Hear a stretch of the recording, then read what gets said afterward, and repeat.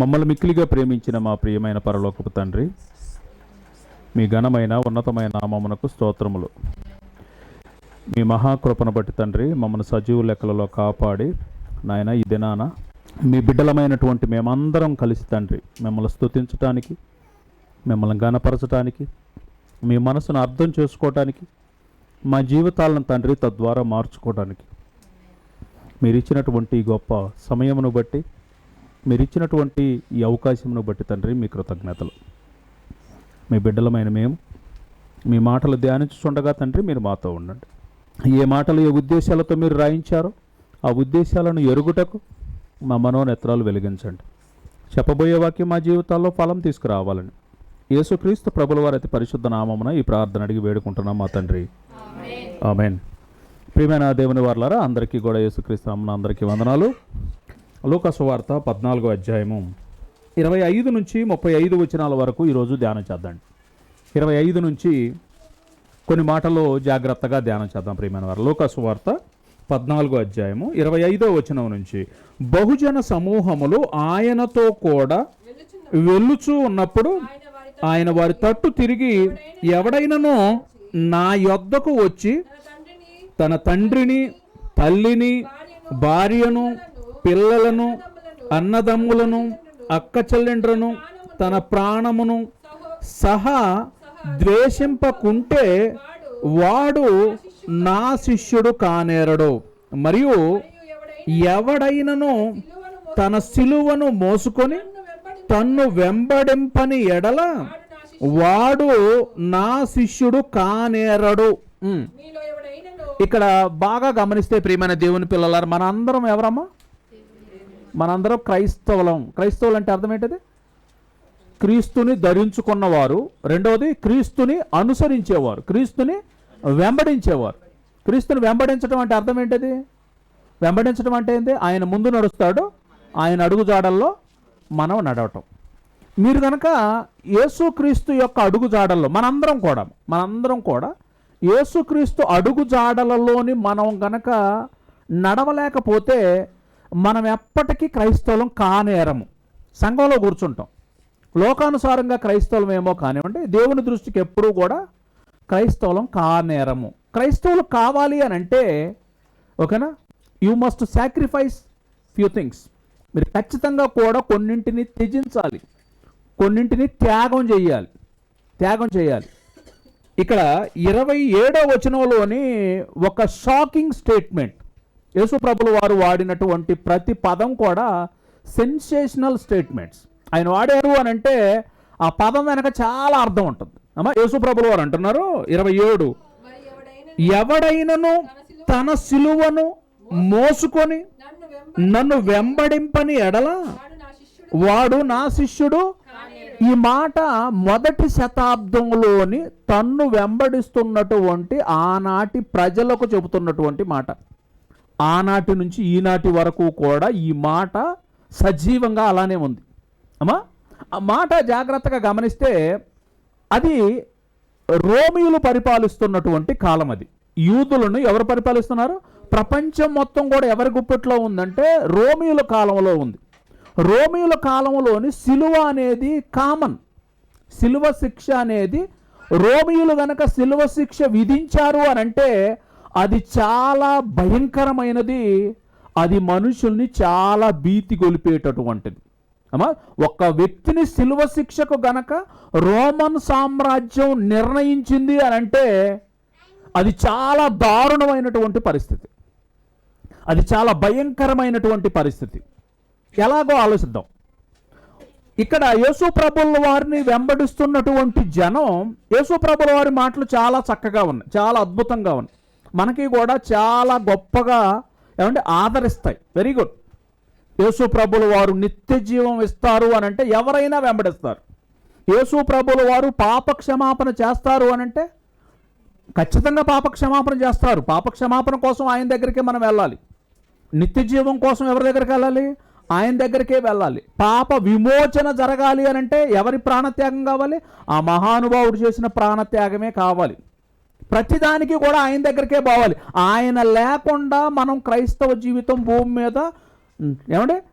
మీద కొనసాగించడం అతి కష్టం, అతి కష్టం. అయితే ఆ రోజు ఉన్నటువంటి జనాంగాలకు కూడా ఈ ఆలోచన ఉంది. చర్చికి పోతే మనసు ప్రశాంతంగా ఉంటుంది. వెరీ గుడ్, మనసు ప్రశాంతంగా ఉంటుంది. ఏమంటే ఆశీర్వాదం వచ్చింది, ఏమంటే ఆశీర్వాదం వచ్చేసింది, ఉద్యోగాలు నిలబడతాయి, పెళ్ళిళ్ళు అయితే. వీటి కోసం వచ్చేటటువంటి ఆలోచనలో కూడా ఎంతమంది లేరండి అమ్మా? ఎంతమంది లేరండి?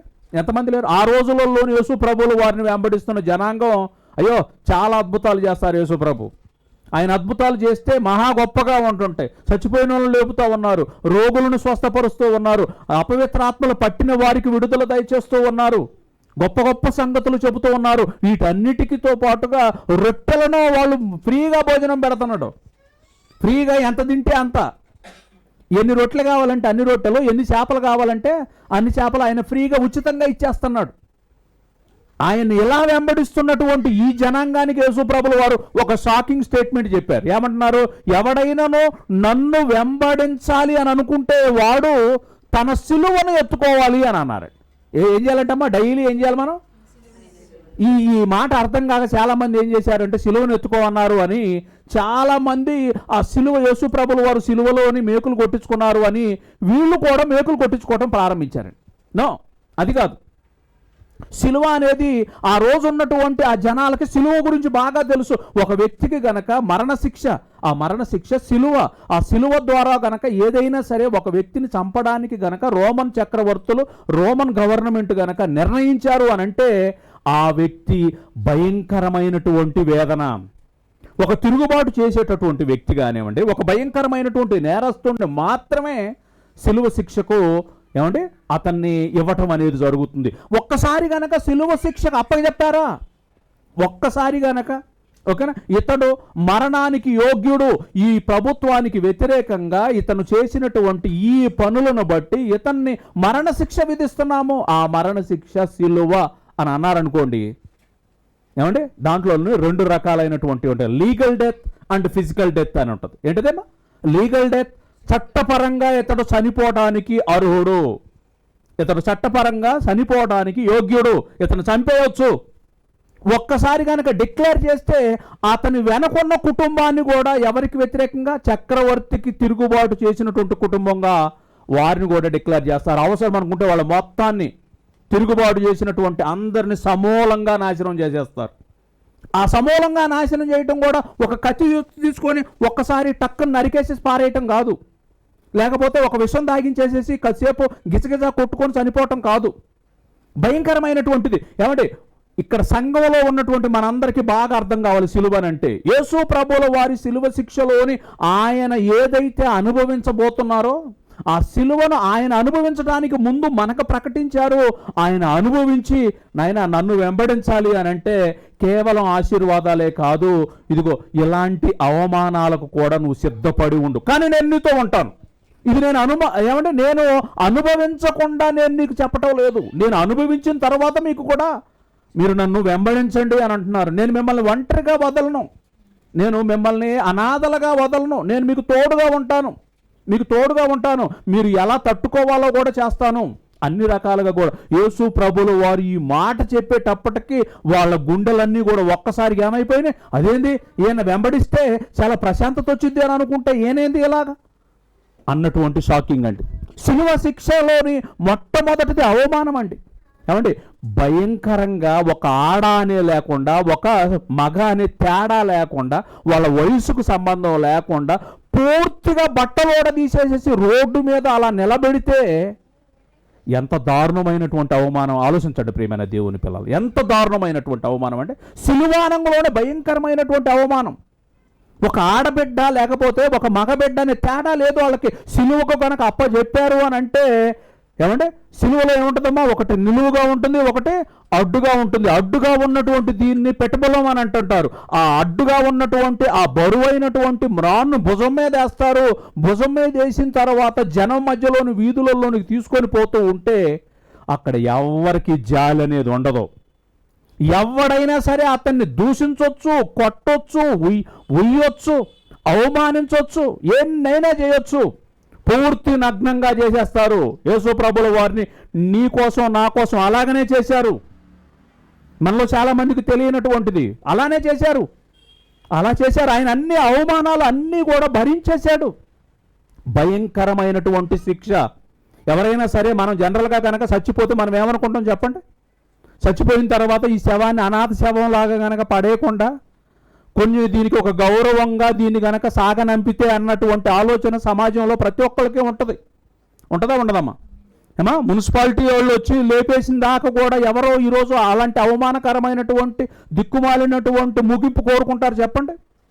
ఆ సిలువ శిక్షలోని ఎంత అయితే అవమానంగా అక్కడ జరుగుతూ ఉందో, ముఖాన్ని ఉమ్మి వేస్తారు, చెంప మీద కొడతారు, గుద్దుతారు. ఏమంటే వాళ్ళ ఇష్టం వచ్చినట్టుగా కూడా వాళ్ళ ఇష్టం వచ్చింది వేసుకోవచ్చు. ఇది కేవలం సైనికులకే కాదు, అక్కడున్నటువంటి సమాజంలో ఎవరైనా సరే ఒక్కసారి గనక అతను సిలువ శిక్షకు గనక యోగ్యుడు అని గవర్నమెంట్ నిర్ణయిస్తే అతను ఎవరైనా సరే అవమానించవచ్చు, ఏదైనా చేయొచ్చు. ఏది చేసినా కూడా ఎవ్వరూ మాట్లాడటానికి లేదు.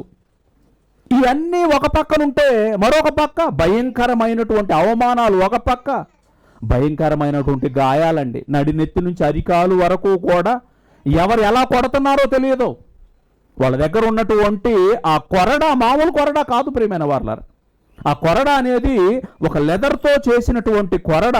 ఆ చివరి భాగంలో ఉన్నటువంటిది అది 4 భాగాలకు విభజించబడి ఆ 4 భాగాలన్నీ కూడా ఎలా ఉంటాయి తెలుసా? అవన్నీ కూడా ఇనప ముక్కలతోని బ్లేడ్ టైప్లో ఉంటుంటాయి అన్నమాట. అలా గనక ఒక్కొక్క దెబ్బ కొడుతూ ఉంటే మాంసపు ముక్కలు ఎగిరి పడుతూ ఉంటుంటాయి. మాంసపు ముక్కలు బ్రతికున్నటువంటి వ్యక్తిని చీల్చి దున్నేయటం అంటే అదేండి.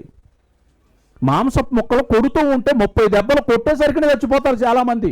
ఆ నొప్పిని తట్టుకోలేక 30 దెబ్బలు. ఏమంటే ఎన్ని దెబ్బలు యేసుప్రభుల వారు? ఏమా ఎన్ని దెబ్బలు అయితే తిన్నారు, అసలు ఆ దెబ్బలు తట్టుకోలేరు. ఒక 5-10 దెబ్బలు తినేసరికి మనలాంటి వాళ్ళు అయినా 5 దెబ్బలకు చచ్చిపోతారండి. ఆ బరువైనటువంటిది అది మోసుకొని పోవాలి. రక్తం అంతా కూడా ఆ నేల మీద కారుతూ ఉండాలి. ఆ సిలువలోని అరిచేతుల్లో శిలలో, అరికాళ్ళలో శిలలో. ఏమంటే ఇష్టం వచ్చినట్టుగా పొడవటం, నెత్తి మీద కిరీటం. ఏంటండి ఈ అవమానాలు?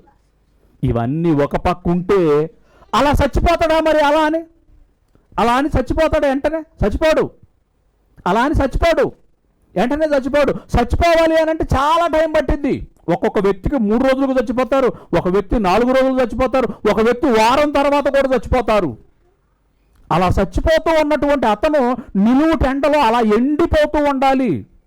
నిలువు టెంటలో అలా ఎండిపోతూ ఉండాలి. అలా చచ్చిపోయిన తర్వాత కనీసం ఆ బాడీని కిందికి తీస్తారా? తీయరు. ఆ బాడీని కూడా కిందికి తీయరు. ఆ బాడీ కూడా అలా ఎండిపోవాల్సిందే, అలా చీకిపోవాల్సిందే. ఇదిగో ఆకాశంలో ఉన్నటువంటి పక్షులు అలా వచ్చి బ్రతికున్నటువంటి వ్యక్తి కనుగుడ్లను పొడుచుకొని ఆ కన్నుగుడ్డు లోపల ఉన్నటువంటి రసాన్ని తాగుతూ ఉన్నాయి అనంటే సిలువ ఎంత భయంకరంగా ఆలోచించండి ప్రియమైన దేవుని పిల్లలు. అలాంటి యేసుప్రభుల వారు అలాంటి భయంకరమైనటువంటి శిక్షను అక్కడ ఉన్నటువంటి యూదులకు బాగా తెలుసండి. అసలు సిలువ అంటేనే గుండె దడదడదడగా ఉంటుంటుంది. అమ్మా పోలీసు వత్తండి అంటేనే మనకు ఎలా ఉంటుంది? అమ్మా మనం ఏం తప్పు చేయం, కానీ పోలీసు వత్తండి అంటే ఏమనుకుంటాం? అయ్యో అనవసరంగా ఏదో కేసులో తెసిపోయి లోపలేస్తారేమో అన్నటువంటి భయం ఉంటుంది. అలాంటి జనాంగాలకి యేసు ప్రభులు వారు అంటున్నారు, మీరు నన్ను వెంబడించాలనుకుంటున్నారు కదా, మీరు వెంబడించాలి అని అంటే నీ సిలువను నువ్వు ఎత్తుకొని ఏం చేయాలి? ఆ మాట చదవడం ఎంత బాగుంటుంది. 27 ఎవడైనను తన సిలువను మోసుకొని నన్ను వెంబడింపని ఎడలా వాడు నా శిష్యుడు కానేరడు. ఇప్పుడు మీరు అందరూ చెప్పండి అమ్మా, ఇప్పుడు ఈ మాట విన్న తర్వాత కూడా మీరు శిష్యులు కావాలనుకుంటున్నారా వద్దనుకుంటున్నారా? అమ్మా ఇప్పుడు కొద్దిగా షాకింగ్గానే ఉంది. అలా అని మనకు నిత్యజీవం వద్దా? నిత్యజీవం కావాలి. పాప క్షమాపణ అనే పాపం అనేది భయంకరం. దీనికంటే కూడా భయంకరమైనటువంటి పాపం అనేది ఉంది. ఈ సిలువను గనక ఒక్కసారి దాటి అవతల పడ్డారో, ఈ సిలువను గనక దాటిన మరుక్షణాన్ని పునరుత్థానం అనేది మరణాన్ని జయించినటువంటి గొప్ప విజయం కనపడిద్ది. మనం దేన్ని చూడాలి? ఆ గొప్ప విజయాన్ని చూడాలి ప్రియమైన దేవుని. పునరుత్థానం అనేది దాని తర్వాత ఉంది. ఆ పునరుత్థానాన్ని చూసి ఈ సిలువను ఎలా అధిగమించాలి? యేసు ప్రభువుల వారు ఇదిగో సదాకాలము నేను మీకు తోడై ఉంటాను, నేను మిమ్మల్ని అన్నిటికీ కూడా మిమ్మల్ని విడవను అన్నటువంటి ఆయన మాటలు మనం ఆలోచించాలి ప్రియమైన దేవుని పిల్లలు. ఇక్కడ యేసు ప్రభువుల వారు కొన్ని ఉదాహరణలు చెబుతున్నారండి. ఏమండి అంటే మీరు బాగా అర్థం చేసుకోవాలి. ఒక్కసారి కనుక నువ్వు నిర్ణయం తీసుకో, నువ్వు మంచి నిర్ణయం తీసుకో. నిర్ణయం తీసుకున్న తర్వాత ఒక్కసారి నాకు కమిట్ అయిపోతాను వెనక్కి అడిగేయొద్దు. అన్నీ ఆలోచించుకో. ఇల్లు కట్టేవాళ్ళు ఏం చేస్తారమ్మా? ఇల్లు కట్టేవాళ్ళు ఏం చేస్తారు? ముందు లెక్క చూసుకుంటాడు. అసలు ఇంటికి ఎంత అయింది, ఇల్లు కట్టగలమా లేదా అనేది మొదలు పెట్టే ముందు ఏం చేస్తాడు? లెక్క చూసుకుంటాడు. ఇక్కడ యేసుప్రభుల వారు కూడా అదే మాట చెబుతున్నారు. చూడండి 28, మీలో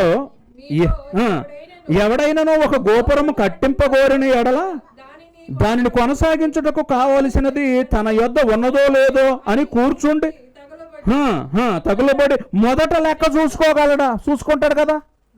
ఏమంటారండి? మనం జనరల్గా ఇల్లు కట్టాలంటే ఏం చేస్తాం? ఇల్లు కట్టాలంటే ముందు అసలు మన దగ్గర డబ్బులు ఉన్నాయా లేవో, మనం కట్టగలుగుతామా లేదా, కట్టగలుగుతాం అనుకుంటే మొదలు పెడదాం. కట్టలేమనుకుంటే ఏం చేస్తాం? ఆగిపోతాం లేదా? కట్టలేకపోతే ఏం చేస్తాం? కామన్గా ఆగిపోతాం. ఎందుకో ఒకవేళ కానీ కట్టలేకపోయినా సరే అందరూ కూడా కడుతున్నారు, నేను కూడా కడుతున్నా అని చెప్పేసి పొరపాటును కనుక అలా ముందుకు వచ్చారనుకోండి, ఏమైపోద్ది? పునాదులు లేస్తాయి. పునాదులు లేచిన తర్వాత ఏమైపోద్ది? ఇల్లు అలానే ఆగిపోద్ది. కట్టడం చేత కాదు కాబట్టి. కట్టడానికి ఆల్రెడీ లెక్క చూసుకోవాలి నువ్వు. కాబట్టి ఇప్పుడు ఏమైపోతావు? అవమానం పాలైపోతావు. యేసుప్రభుల వారు అంటున్నారు, నన్ను వెంబడించే ముందు, అయ్యా నన్ను వెంబడించే ముందు ఒకసారి లెక్క చూసుకోండి, మీరు రాగలరా రాలేరా అనేది. కానీ నేను మిమ్మల్ని మాత్రానికి వదులుకోను. మీరు నా వెంట ఎలా నడవాలో నేను మీకు ధైర్యాన్ని ఇస్తాను. ఇది ఎందుకు చెబుతున్నారు అని అంటే, హార్ట్ఫుల్గా రావాలమ్మా. మీరు ఎలా రావాలి?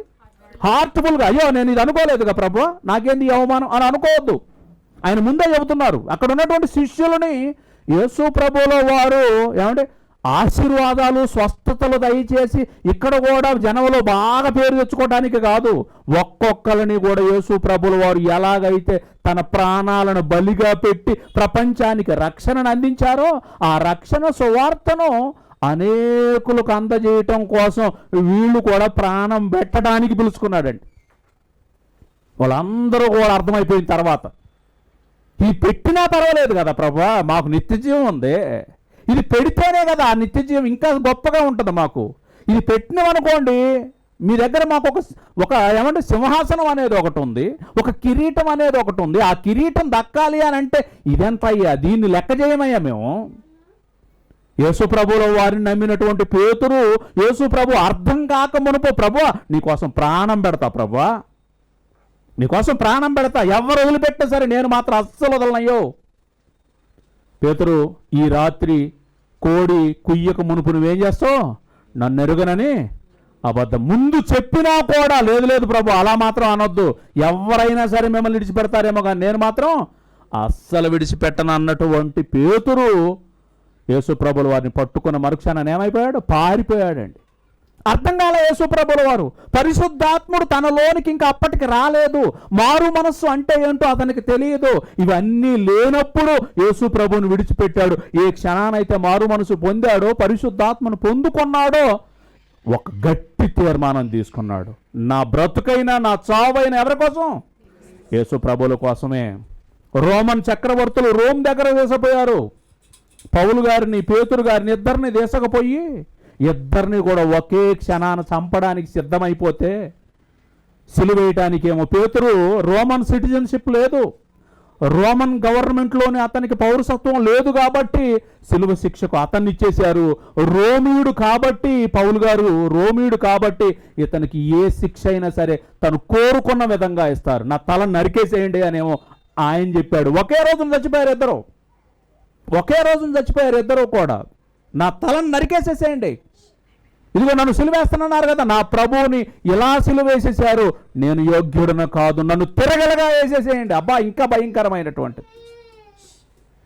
ఏమండి ఆలోచించండి ప్రియమైన దేవుని పిల్లలు. లెక్క చూసుకున్నారండి వాళ్ళు. మా ప్రభువుని మేము వెంబడించాల్సిందే, మనస్ఫూర్తిగా వెంబడించాల్సిందే.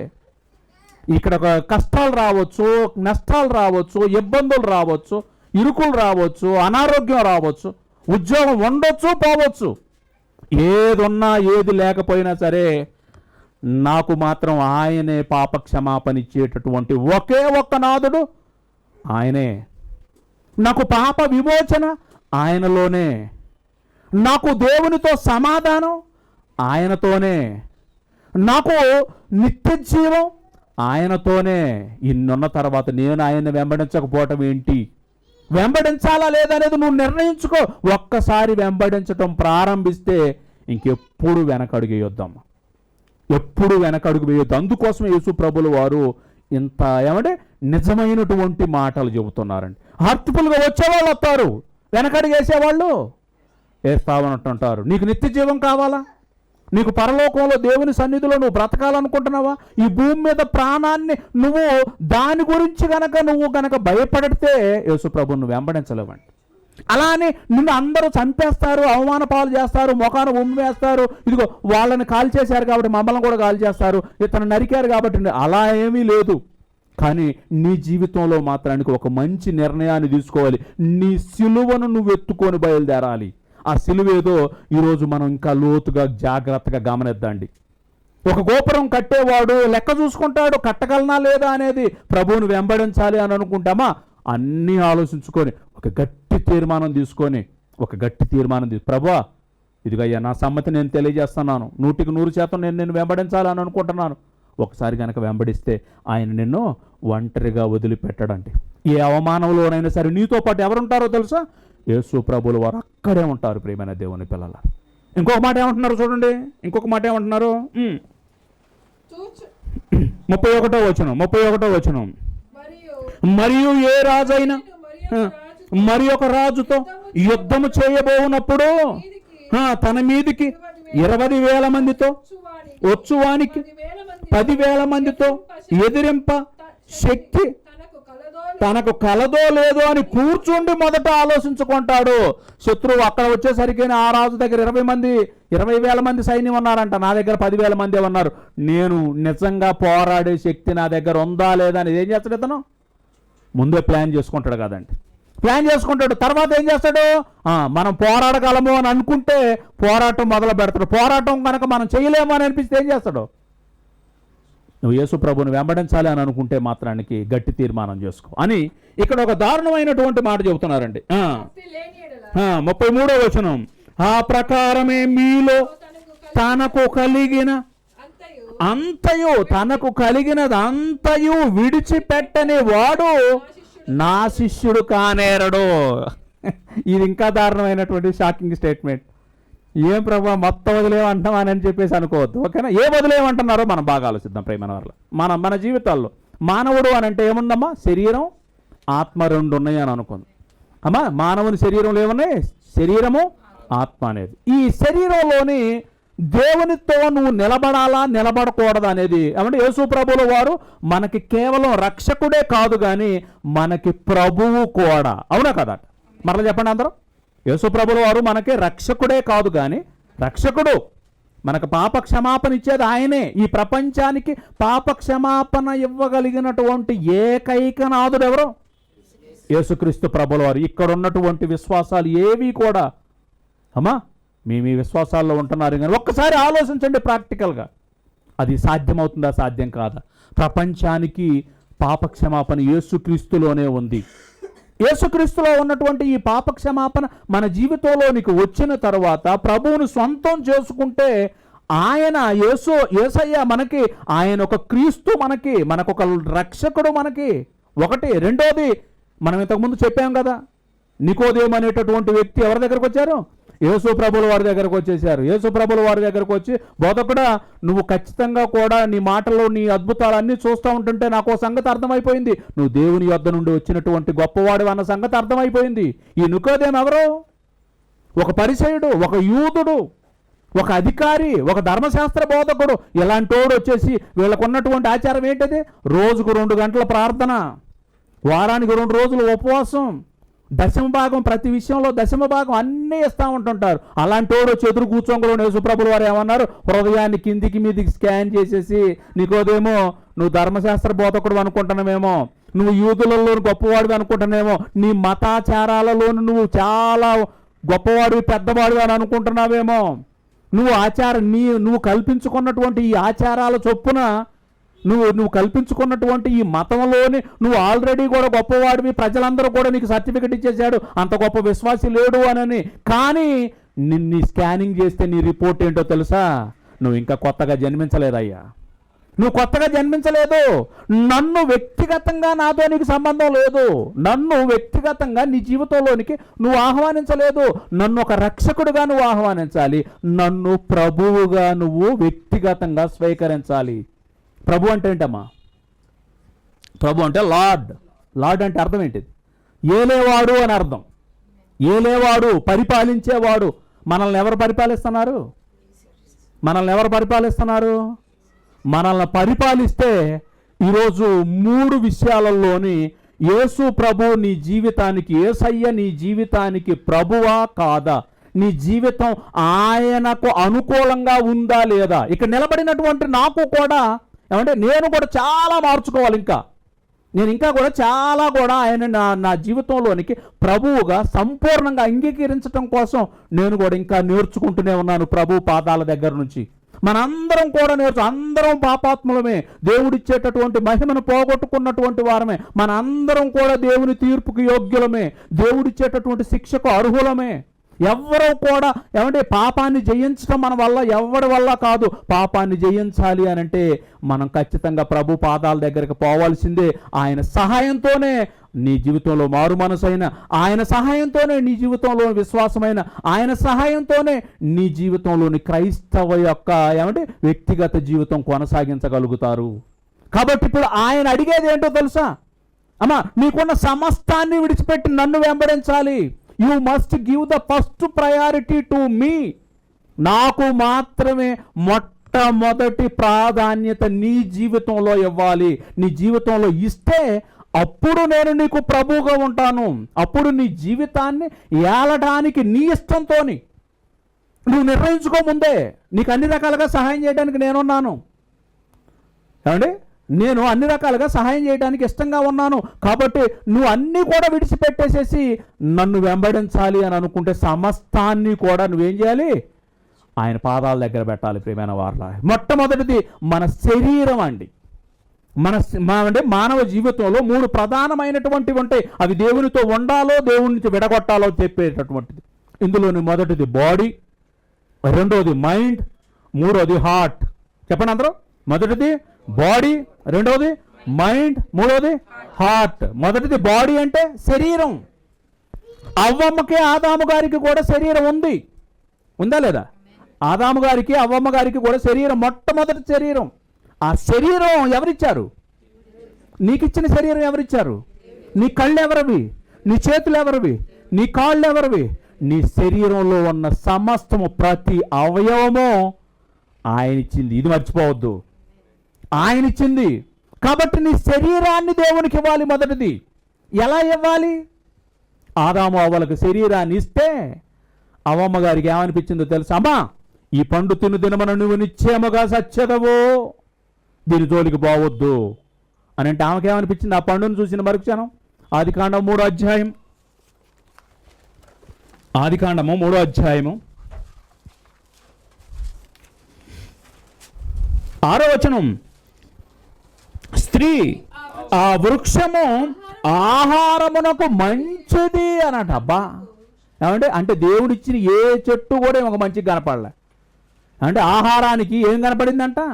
మంచిది అని అంటుందండి. దేవుడిచ్చినప్పుడు కూడా ఎలా ఉంది అని అంటే 2వ అధ్యాయం 9వ వచనం చూడండి అమ్మా. దేవుడిచ్చినప్పుడు, మరియు దేవుడైన యెహోవా చూపునకు రమ్యమైనదియు ఆహారమునకు మంచిదియునైన ప్రతి వృక్షమును, ఆ తోట మధ్యను జీవ వృక్షమును, మంచి చెడ్డల తెలివిని వృక్షమును నేల నుండి మొలిపించును. దేవుడిచ్చిన సమస్తము మంచిది. దేవుడిచ్చిన సమస్తము కూడా గొప్పది, అందంగా కనపడిద్ది. ఆయన అందంగా చేసి ఇచ్చేశాడు. నువ్వు మనస్ఫూర్తిగా తృప్తిగా తినాలి అని దేవుడిస్తే అవ్వమ్మకి ఏం కనపడిందంట?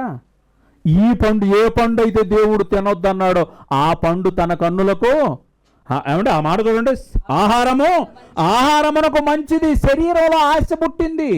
దీన్ని ఏమంటాం మనం? శరీరాశ, లస్ట్ ఆఫ్ ఫ్లెష్ అని అంటాం. శరీరాశ. రెండోది కన్నులకు అందమైనది, నేత్రాశ. మూడోది వివేకమిచ్చు రమ్యమైనది, జీవపు డంబము. ఎవరి దగ్గర నుంచి వచ్చినాయి? ఏమంటే అవ్వమ్మ ఈ 3ంటిని ప్రపంచంలోకి పెట్టింది. ఈ 3ంటిని ఆహ్వానించేసింది. తన శరీరాన్ని కంట్రోల్ చేసుకోలేకపోయింది. తన మైండ్ని కంట్రోల్ చేసుకోలేకపోయింది. తన హృదయాన్ని ఆపుకోలేకపోయింది. ఏమైపోయింది? పాపాన్ని ఆహ్వానించింది. శరీరము, మైండ్, హార్ట్, ఏమంటే బాడీ, మైండ్, హార్ట్ 3 కూడా ఎవరికి? సాతానికి అప్పచెప్పేసేశారు. ఈరోజు ప్రపంచంలో జరుగుతున్నటువంటి ప్రతి క్రిమినల్ యాక్టివిటీ, ప్రతి ఘోరమైనటువంటి కార్యము అది ఖచ్చితంగా శరీరాశ, నేత్రాశ, జీవపు డంబమే ప్రియమైన దేవుని. ఎందుకు ఈ దౌర్జన్యాలు చెప్పండి? ఎందుకు ఈ మానభంగాలు? ఎందుకు ఈ మారణ హోమాలు? ఇవన్నీ కూడా ఒక శరీరంలో కలిగినటువంటి తప్పుడు కోరికలు, ఒక హృదయంలో వచ్చినటువంటి తప్పుడు తలంపులు, మనస్సులో కలిగినటువంటి తప్పుడు ఆలోచన విధానం, ఇవన్నీ కూడా దేవునికి విరుద్ధంగా చేస్తూ ఉన్నాయి. ఆదాము అవ్వలు శరీరాశ, నేత్రాశ, జీవపు డంబము అనే వాటిని తమ జీవితాల్లోనికి ఆహ్వానించేశారు. అది హృదయంలోని ఒక రోగంగా మారింది. ఆ రోగంగా మారినటువంటి ఆ దానిని తరం వెంబడి తరం దాన్ని అలా బైపాస్ చేసుకుంటూ వస్తూనే ఉన్నారు. ఈరోజు మన తరంలోని మనం కూడా వాటికి ఖచ్చితంగా లొంగే పరిస్థితి అనేది వచ్చేసింది. మన జీవితంలో ఎన్నిసార్లు ఈ శరీరంతో కాంప్రమైజ్ అయిపోయామో, మనం ఎన్నిసార్లు మన మైండ్లో ఆలోచన విధానం దేవునికి విరుద్ధంగా ఉందో, ఎన్నిసార్లు హృదయంలోని బ్రతికేటటువంటి లోపల ఉన్నటువంటి తలంపులు, ఊహలు అన్నీ దేవునికి విరుద్ధంగా ఉన్నాయో. భయంకరమైనటువంటిది. ఈరోజు మరణం అనేది ఇప్పటికీ ప్రపంచాన్ని ఏళ్తుంది అని అంటే వాళ్ళు తీసుకున్నటువంటి తప్పుడు నిర్ణయం. దేవునికి సమస్తాన్ని సమర్పించలేకపోయారు ప్రియమైన దేవుని పిల్లల. మనం కూడా సమర్పించలేము. ఆయన సహాయం లేకుండా సమర్పించలేము. ఆయన సహాయం లేకుండా సమర్పించలేము. ఆయన దగ్గరికి, పాదాల దగ్గరికి వెళ్ళి, అయ్యా నువ్వు గనక సహాయం చేయకపోతే నా జీవితాన్ని నేను కొనసాగించలేను. భూమి మీద ఏ క్రైస్తవుడు తనంతట తానుగా క్రైస్తవ జీవితాన్ని ముందుకు తీసుకుపోలేడు. ఎవరి సహాయం కావాలి? దేవుని యొక్క సంపూర్ణ సహాయం కావాల్సిందే. శరీరాన్ని మీకు బైబిల్లో చాలామంది భక్తులు ఉన్నారండి. బైబిల్లోని చాలామంది భక్తులు ఉన్నారు. ఏసావు మీకు తెలుసు. ఏసావు వేటకు వెళ్ళి ఏం చేశాడు? వేటకు వెళ్ళి అలిసిపోయి ఇంటికి అడావడికి వచ్చేసరికి తమ్ముడైనటువంటి యాకోబు ఏం చేశాడు? కలగూర వంటకం రంగురంగులుగా కనపడుతుందా అంట. చిక్కుడుకాయ కూరతో చేసినటువంటి దానికే అయిపోయాడు అంటే, ఈరోజు బిర్యానీని చూస్తే ఆ రోజు ఏసావు ఏమైపోయేవాడు? ఆ రోజు చిక్కుడుకాయ కూరకు అతను అవుట్, ఈరోజు బిర్యానీకి మనోళ్ళు చాలామంది అవుట్. శరీరాన్ని కంట్రోల్ చేసుకోలేరు ప్రియమైన దేవుని పిల్లలు. శరీరాన్ని కంట్రోల్ చేసుకోలేకపోతున్నారండి. ఏసావు ఆకలైంది. శరీరం యొక్క కోరికను తీర్చడం కోసం, ఒక పూట భోజనం కోసం ఏం చేసేసాడు? తన జ్యేష్ఠత్వాన్ని అమ్మేశాడు. తర్వాత వచ్చేసి ఎంత దుఃఖపడినా కూడా దేవుని ఆశీర్వాదం పోయింది. శరీరాన్ని కంట్రోల్ చేసుకోలేకపోతున్నారండి. అందుకే ఆ అపోస్తులుడైనటువంటి పౌలు గారు అంటున్నా, నా శరీరాన్ని నేను నల్లగొట్టుకుంటున్నానయ్యా అని అంటున్నాడు. నా శరీరాన్ని నేను నల్లగొట్టుకుంటున్నాను. దేవునికి లోబడేలాగా నా శరీరాన్ని అప్పటికప్పుడు నల్లగొట్టుకుంటున్నాను అని అన్నాడండి. ఒక ఏసావు శరీరాశను జయించలేకపోయాడు, శరీరాన్ని జయించలేకపోయారు. సంసోను మీ అందరికీ తెలుసు. సంసోను ఎవరు? The great fellow, strongest man in the human history. ప్రపంచ చరిత్రలోనే అంత బలవంతుడు లేడు. అంత బలవంతుడైనటువంటి సంసోను ఒకడు మేక పిల్లను చీల్చినట్టుగా ఆ సింహాన్ని చీల్చేశాడంట. ఎదురుగా ఉన్నటువంటి సింహాన్ని అయితే చీల్చేశాడు, కానీ తన శరీరం అనబడినటువంటి సింహపు చేతిలో ఓడిపోయాడు. శరీరం లోపల ఉన్నటువంటి తన శరీరం లోపలే ఒక తప్పుడు ఆలోచన, తప్పుడు కోరిక వచ్చేసింది. దెలీలా ఎంత అందంగా ఉందో, ఆమెను అనుభవించకపోతే నా శరీరం ఊరుకోవటం లేదు, ఆమె లేకుండా నేను బ్రతకలేను. తిమ్నాతు గ్రామంలో ఒక అమ్మాయిని చూసి అలానే అయిపోయాడు. గాజా సిటీలోకి వచ్చి ఒక వేశ్యను చూసి అలానే అయిపోయాడు. చూసిన ప్రతి దాన్ని కూడా ఏమనుకుంటున్నాడు? నేను అనుభవించాల్సిందే. స్ట్రాంగెస్ట్ మ్యాన్, బలవంతుడైనటువంటి వ్యక్తి శరీరాన్ని జయించలేక, శరీరాన్ని దేవుడికి సమర్పించలే. ఈ జీవితంలో ఉన్నటువంటి దురాలోచనలు శరీరాశకు లొంగిపోయాడు. జారత్వానికి తన శరీరాన్ని గిఫ్ట్గా ఇచ్చేశాడు. ఎంతవరకు పోయాడు? చివరికి ఆమె లాలన చేసి తన కాళ్ళ మీద పడుకోబెట్టి లాలన చేసి తన వెంట్రుకలన్నీ తీసేసి కళ్ళు పీకిన తర్వాత కూడా అప్పుడు అర్థమైపోయింది. అయ్యో నా శరీరాన్ని నేను ఎలా పాడు చేసుకున్నానే, నా శరీరాన్ని నేను దేవునికి ఇవ్వలేకపోయినానే. అలాంటి బలహీన క్షణాలు నీ జీవితంలో ఎన్నున్నాయో ఒకసారి ఆలోచించాలి. ఎంతమంది కాంప్రమైజ్ అయిపోయే వాళ్ళు ఉన్నారండి, ఎంతమంది కాంప్రమైజ్ అయిపోయే వాళ్ళు ఉన్నారు. స్నేహితులందరూ బలవంతం చేశారండి. తప్పనిసరి పరిస్థితుల్లోనే ఒక పెగ్గుతో మొదలుపెట్టాను, ఈరోజు నా జీవితాన్ని అది నాశనం చేసేసిందండి. ఒక బలహీనమైనటువంటి క్షణంలో ఆ అబ్బాయిని చూసి నేను కాదనలేకపోయినానండి. నా జీవితాన్ని నేను సమర్పించాను అతనికి. నన్ను మోసం చేశాడు. ఇప్పుడు ఏం చేయాలో అర్థం కావటం లేదు. నేను చచ్చిపోవాలో అర్థం కావట్లేదు, అతను చంపాలో నాకు అర్థం కాదు. బలహీనమైనటువంటి క్షణాలు ప్రియమైన దేవుని పిల్లలు. నో, శరీరం అనేది అందుకోసం ఇవ్వటం లేదు ప్రియమైన దేవుని పిల్లలు. యేసు ప్రభువుల వారు ఈ శరీరాన్ని గురించి చెబుతూ ఉన్నారు, అయినా సంపూర్ణంగా నాకు సమర్పించండి అయ్యా, సంపూర్ణంగా నాకు సమర్పించండి. శరీరం అనేది మీకు ఇవ్వబడింది దేవుని యొక్క పరిశుద్ధమైనటువంటి ఆలయంగా. కొరింథీయులకు రాసినటువంటి మొదటి పత్రిక 6వ అధ్యాయం, కొరింథీయులకు రాసినటువంటి మొదటి పత్రిక 6వ అధ్యాయము 18వ వచనం చూడండి ప్రియమైన వారు. 18వ వచనం అమ్మ ఏమంటున్నారంటే, జారత్వమునకు దూరంగా, టెంప్టేషన్ దగ్గర మీరు ఉండొద్దు. నేను స్ట్రాంగ్ మ్యాన్ అని అనొద్దు, నేను స్ట్రాంగ్ ఉమెన్ అని అనొద్దు. ఎక్కడైతే నిన్ను శోధనలో నీ శరీరాన్ని పాపానికి లొంగ తీసుకునేటటువంటి ఆ తప్పుడు టెంప్టేషన్ ఎక్కడైతే ఉంటుంది అని అనిపిస్తుందో, దేవుడు నీకు ఆల్రెడీ ఒక హెచ్చరికనిస్తాడు తన మాటల ద్వారా. హెచ్చరికనిచ్చినప్పుడు నువ్వేం చేయాలి? అక్కడి నుంచి పారిపో అంటే ఈరోజు పారిపోతారా? ఏమండి, పారిపోతారు. యోసేపు వెళ్ళాడు, మీ అందరికీ తెలుసు బాగా కూడా, నేను వచనాలు చూపించాను. యోసేపు గారు వెళ్ళారు ఎక్కడికి? మంచి వయసులో ఉన్నాడు యోసేపు గారు, మంచి వయసులో ఉన్నాడు, యవ్వన కాలం. తల్లి తండ్రి పక్కన లేరు, అన్నదమ్ములు లేరు, తన సమాజం లేరు, ఎవ్వరూ లేరు. ఎక్కడికి వెళ్ళిపోయాడు? ఒక బానిసగా అమ్మబడ్డాడు. ఆ బానిసగా అమ్మబడ్డాడు. పోతిఫర్ అనేటటువంటి వ్యక్తి ఇంటిలోనికి ఒక దాసుడుగా, ఒక పనోడిగా అక్కడ చేరాడు. ఆ ఇంటి యజమానురాలుకే ఒక కోరిక పుట్టింది.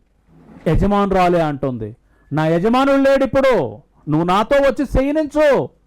ఆడపిల్లగా నేనే పర్మిషన్ ఇస్తున్నాను, ఒక లేడీగా నేనే పర్మిషన్ ఇస్తున్నాను, నాతో వచ్చి శయనించు, నా కోరికను తీర్చు, నీ శరీరాన్ని అనుభవించాలన్నటువంటి కోరిక నాకు కలిగింది. కమాన్, నువ్వు కూడా నీ శరీరంతో ఎంజాయ్ చేయి, నా శరీరంతో నేను ఎంజాయ్ చేస్తాను. యోసేపు ఏం చేశాడు? ఆ శరీరాన్ని ఎవరికి ఇవ్వాలనుకున్నాడు?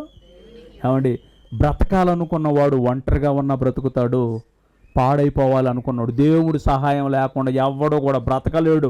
అతని హృదయంలో ఒకే ఒక ఆలోచన, నా దేవుడు చూస్తూ ఉన్నాడే, నా దేవుడు నన్ను చూస్తూ ఉన్నాడు కదా, ఆయనకి సమస్తము తెలుసు కదా. మీరు బాగా ఆలోచించండి ప్రియమైన వారు, దేవుడికి దాచేది ఏముందమ్మా? మనం ఇంతకుముందు అన్నగారు ప్రార్థన చేస్తూ ఒక మంచి మాట అన్నారు, దేవుని దగ్గర మనం దాచేది ఏముంది? నీ గురించి తెలియదా? ఏమంటే నువ్వు చచ్చిపోయే చివరి వరకు కూడా ఎన్ని బ్యాడ్ థాట్స్ నీ జీవితంలో వస్తాయో అవన్నీ కూడా ఆయనకు ముందే తెలుసు. మనం అప్పుడు ఏం చేయాలి చెప్పండి? మనం చేయగలిగింది ఏమీ లేదు, దాయటానికి ఏమీ లేదు, ఆయనకు మొత్తం తెలుసు. నీ హృదయం లోపల తలంపు పుట్టక మునిపే, నీ నాలుకకు ఆ మాట రాక మునిపే ఆయనకు తెలుసు అన్న సంగతి తెలిసినా కూడా ఆయనకి ఎవ్వరూ నన్ను చూడటలేదు అన్నటువంటి ఆలోచనలతో నువ్వు ఇంకా కూడా పరిగెడుతున్నావు అని అంటే నీ మరణాన్ని నువ్వే కొని తెచ్చుకుంటున్నావు. దేవుడు అంటున్నారు, అయ్యా జారత్వం నుండి మీరు దూరంగా పారిపోండి. పారిపోండి. ఇంకేమంటున్నారు? మనుషులు చేయు ప్రతి పాపమును దేహమునకు వెలుపల ఉన్నది, కానీ జారత్వము చేయువాడు తన సొంత శరీరమునకు హానికరముగా పాపము చేయుచున్నాడు. ఆ శరీరం మీకు ఒట్టిగా ఇవ్వలేదయ్యా, ఆ శరీరం లోపల పరిశుద్ధాత్ముడు నివాసం చేయాలనుకుంటున్నారు. ఆ శరీరానికి యేసయ్య ప్రభువుగా మారాలనుకుంటున్నారు. ఆ శరీరాన్ని ప్రభువు ఏలాలి అని అనుకుంటున్నారు. నువ్వు గనక అది తెలుసుకోకుండా గనక నువ్వు విచ్చలవిడిగా నీ శరీరాన్ని గనక వాడితే ఎవరు రారు? పరిశుద్ధాత్ముడు నీలో నివాసం చేయలేడు. నువ్వు ఎప్పటికీ కూడా మారలేవు. కాబట్టి డిసైడ్ చేసుకోమ్మా, నీ శరీరాన్ని ఎవరు వెళ్తున్నారో ఒకసారి ఆలోచన చేసుకో. బబులోను సామ్రాజ్యానికి ఒక బానిసగా ఎత్తుకొని పోయారు పిల్లోడిని, దానియేలుతో పాటు ఉన్నటువంటి తన స్నేహితుల్ని. చిన్న వయసు, 13-14 సంవత్సరాల చిన్న వయసు.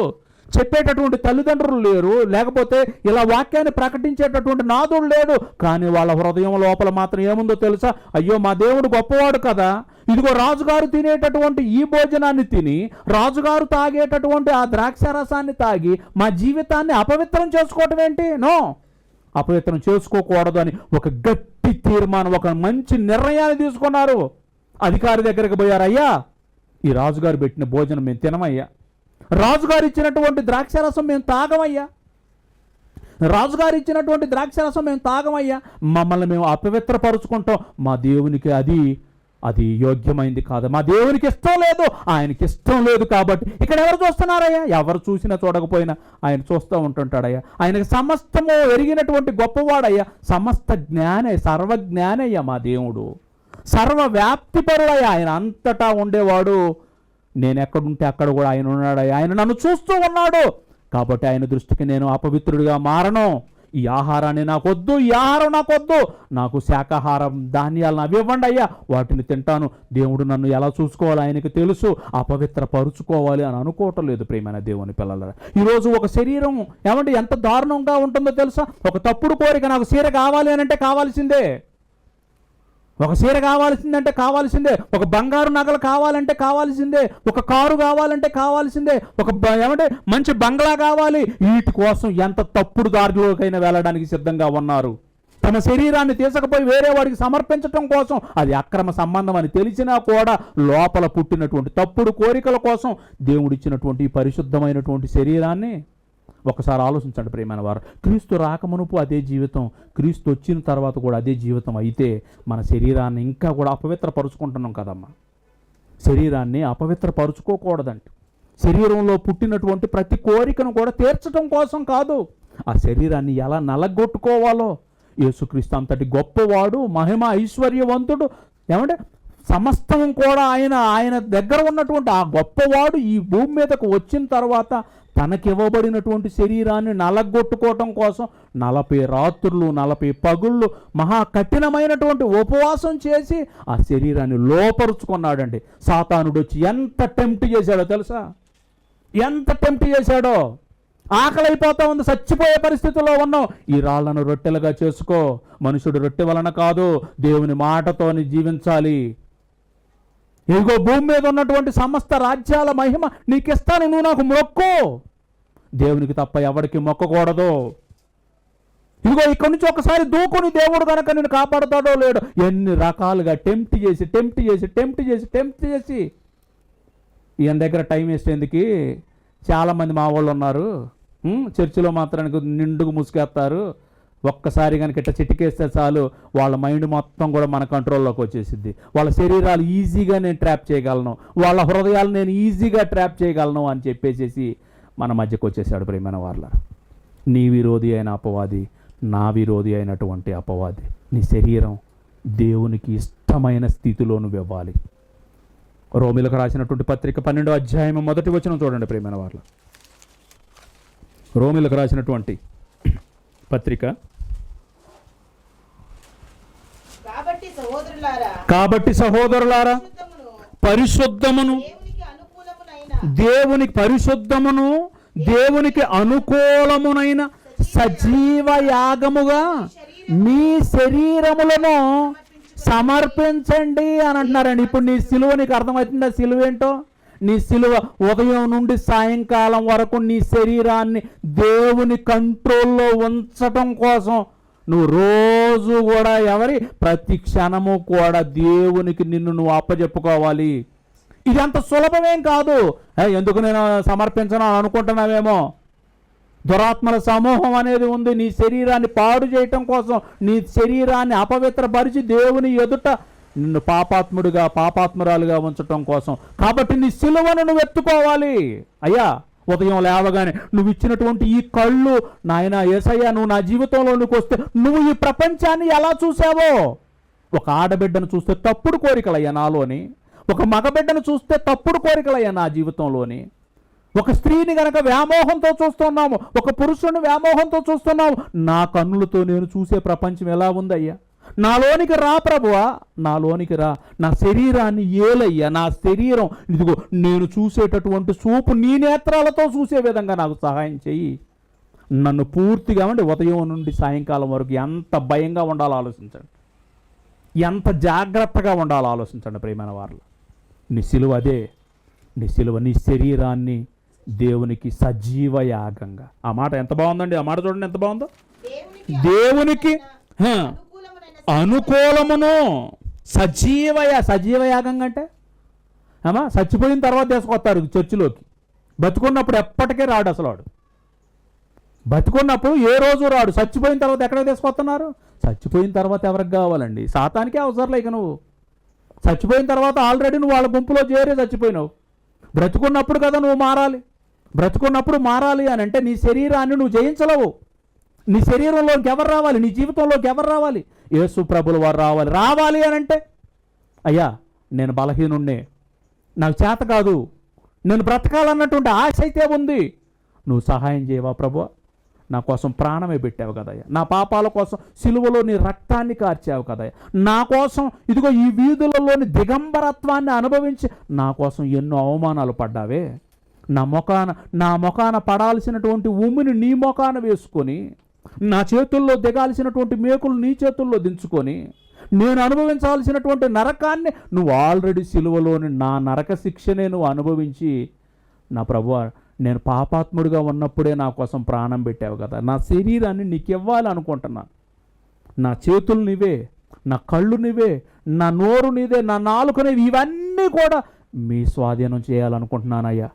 నా దగ్గర ఉంటే కనుక నేను దుర్వినియోగం చేస్తాను, నేను పాడు చేస్తున్నాను, నాకు మీరు సంపూర్ణంగా సహాయం చేయండి. సజీవ యాగంగా నా శరీరాన్ని మీకు సమర్పించాలనుకుంటున్నాను దేవా అని గనక నువ్వు మనస్ఫూర్తిగా హార్ట్ఫుల్గా ఏం చేయాలి?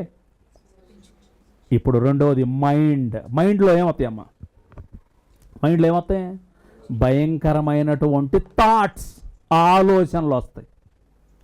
ఏమొస్తాయి? ఆలోచనలు అనేవి వస్తాయి. ఈ ఆలోచనలు అనేవి వచ్చేసినప్పుడు ఈ ఆలోచనలు ఎలా ఉంటాయమ్మా? ఈ ఆలోచనలన్నీ కూడా భయంకరమైనటువంటి ఈ ఆలోచనలు అన్నీ కూడా దేవునికి విరుద్ధంగా బాగానే ఉంటారు, చూడటానికి ఇక్కడ బాగానే ఉంటారు, కళ్ళు మాత్రానికి నా వైపే ఉంటాయి, మైండ్ లోపల ఏముంటుందో తెలియదు. ఆలోచనలు, నీ ఆలోచనలు ఉదయం నుండి సాయంకాలం వరకు నీ ఆలోచనలు దేవునికి అనుకూలంగా ఉంటున్నాయా లేకపోతే దేవునికి విరుద్ధంగా ఉంటున్నాయా? ఒక్కసారి ఆలోచించండి ప్రియమైన దేవుని పిల్లలారా. కొరింథీయులకు రాసినటువంటి రెండవ పత్రిక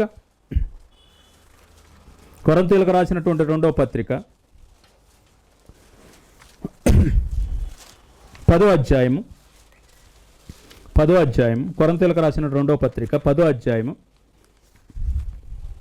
5వ వచనం చూద్దాం. 5వ వచనం ఇక్కడ పౌలు గారు అంటున్నారండి, అపోస్తులుడైనటువంటి పౌలు గారు అంటున్నారు, మేము వితర్కములను, దేవుని గూర్చిన జ్ఞానమును అడ్డగించు ప్రతి ఆటంకమును పడద్రోసి ఏం చేస్తున్నారంటమ్మా? ప్రతి ఆలోచనను. నీ మనసులో ఆలోచనలు ఉన్నాయా లేవా అమ్మా? నీ మనసులో ఆలోచనలు ఉన్నాయా లేవా? అవి ఎక్కడి నుంచి వస్తున్నాయి? మైండ్ లోపల నుంచి వస్తున్నాయి. పాత నిబంధనలు అంటారు మనస్సుని అణుచుకోవాలంట. ప్రాకారం లేని పట్టణానికి ఎంతైతే ప్రమాదం ఉందో మనస్సుని అణుచుకోలేని వాడి పరిస్థితి కూడా అంతే దారుణంగా ఉంటుందండి. మనస్సు భయంకరమైనటువంటిది. మనస్సు మంచిది కాదు. ఈ మనస్సుకి ఏదైనా గనక తప్పుడు ఆలోచనలు అనేవి వస్తూ ఉన్నప్పుడు ఆ మనస్సు నీ జీవితాన్ని నిర్ణయిస్తుంది. ప్రియమైన దేవుని పిల్లల, నీ జీవితంలో వచ్చినటువంటి ఆలోచన దేవునికి అనుకూలంగా ఉందా, దేవునికి వ్యతిరేకంగా ఉందా? ఒకవేళ గనక నీ మైండ్ గనక దేవునికి, యేసుక్రీస్తుకు అనుకూలంగా నీ జీవితంలో నీ శరీరం ఆయన ఏలటానికి నువ్వు ఇవ్వాలి. రెండోది నీ మనస్సును కూడా ఏం చేయాలి? నీ మనస్సును కూడా ఆయనకు సంపూర్ణంగా, అయ్యా నాలో వచ్చే ఆలోచనలు మంచి కాదయ్యా, నేను మంచోడిని కాదు, నేను మంచిదాన్ని కాదు, నా ఆలోచనలు మంచి ఆలోచనలు కావు, నా స్వభావమే పాప స్వభావంగా ఉంది, నాలోనికి మీరు వస్తే తప్ప ఇవి మారో, నాలో ఉన్నటువంటి ఆలోచనలు మంచివి కాదు. అందరి ముందు కూడా అందరూ మంచివాళ్ళవేనమ్మా. నిలబడినటువంటి నేను మీ అందరికీ మంచివాడినే, మీరందరూ కూడా నా దృష్టికి మనందరం మంచివాళ్ళమే. కానీ మన ఆలోచనలు క్రీస్తుకి అనుకూలంగా ఉన్నాయా అని అంటే ఇక్కడ మంచి మాట ఏమంటున్నారంటే, నీ ఆలోచన, ప్రతి ఆలోచనను క్రీస్తునకు లోబడినట్లు చెరపట్టి మీరు సంపూర్ణ విధేయత, మీరు కంప్లీట్ సరెండర్ అని అంటారండి. మీ అందరికీ కూడా తెలిసినటువంటి మాట చెబుతా. అమ్మాయి అబ్బాయి ఎవరైనా ప్రేమించుకున్నారనుకోండి, ఈ ప్రేమలన్నీ కూడా ఈ లోకానుసారమైనటువంటి ప్రేమలే. కానీ ఒక్కసారి కనుక ఒక అమ్మాయి నమ్మింది అంటే సమస్తాన్ని కూడా అతనికి అర్పించేసిద్దండి. సమస్తాన్ని కూడా అర్పించేసిద్ది. తన శరీరాన్ని, తన మనస్సుని, తన హృదయాన్ని పూర్తిగా వాళ్ళకి సరెండర్ చేస్తూ ఉంటుంటాం. అవునా కదమ్మా? మనకు బాగా ఇష్టమైతేనే, మనకు బాగా నచ్చితేనే చేస్తుంటాం. దేవుడు అంటున్నారు, అయ్యా నన్ను మనస్ఫూర్తిగా మీరు తెలుసుకోండి, మీ ఆలోచనలన్నీ ఇదిగో నా చిత్తానుసారంగా ఉండాలి, మీ శరీరాలు నా చిత్తం ప్రకారంగా ఉండాలి. పరిశుద్ధాత్మకు మీలోని నివాసం అనేది జరిగే విధంగా ఆ జీవితాన్ని ఇచ్చేశారు. ఫిలిప్పీలకు రాసినటువంటి పత్రిక చూడండి, ఇంకా 4వ అధ్యాయం. ఫిలిప్పీలకు రాసినటువంటి పత్రిక 4వ అధ్యాయము 8వ వచనం చూద్దాం ప్రియమైన వారు. 8వ వచనం,